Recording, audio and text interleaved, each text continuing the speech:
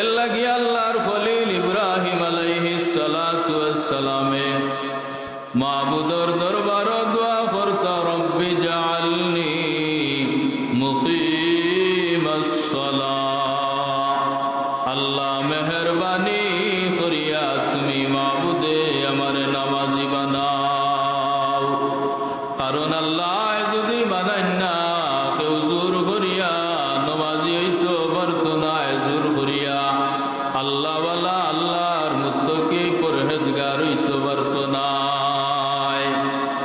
আল্লাহ যদি ডাকইন না কেউ আল্লাহর পবিত্র ঘরখানায় কাবা তওয়াফ করা তার ভাগ্যে নসিব হইত নাই। আল্লাহ ডাকা লাগবো, আল্লাহ নসিব করা লাগবো, নতুবা তার পক্ষে সম্ভব হইত নাই।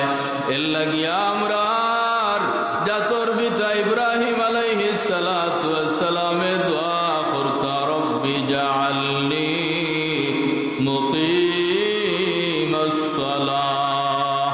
আল্লাহ আমার নামাজি বানাও। দোয়ার বার আমরা রে আল্লাহ কুরআন শরীফের মাঝে আল্লাহ রাব্বুল আলামিনে নবী মুহাম্মদুর রাসূলুল্লাহ সাল্লাল্লাহু আলাইহি সাল্লাতু ওয়াস সালামর উম্মত হলে যে কুরআন শরীফ তিলাওয়াত করবা, কুরআন শরীফ তিলাওয়াত করইন। ও কুরআনের মাঝে ও দোয়া আল্লাহ রাব্বুল আলামিনে ইব্রাহিম নবীর দোয়া আল্লাহ দিছইন। দেওয়ার মাঝে কারণ হইল আমার খলিল ইব্রাহিম আলাইহিস সালাতু ওয়াস সালামে যদি আমি আল্লাহর দরবার দোয়া করইন নামাজি ভাল লাগি। ও আমার হাবিবর উম্মত হল তোমরাও আমি আল্লাহর কাছে দোয়া করিও আমি আল্লাহ তোমরা রে যেন নামাজি বানাই।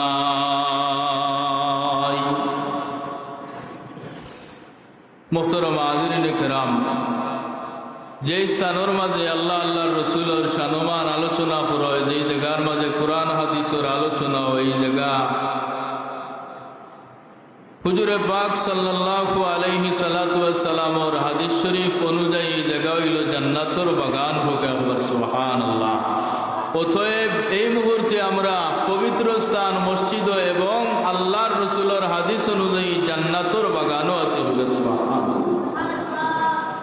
হুজুরে ফরমান ইলা মজলিস জরায়া বইজা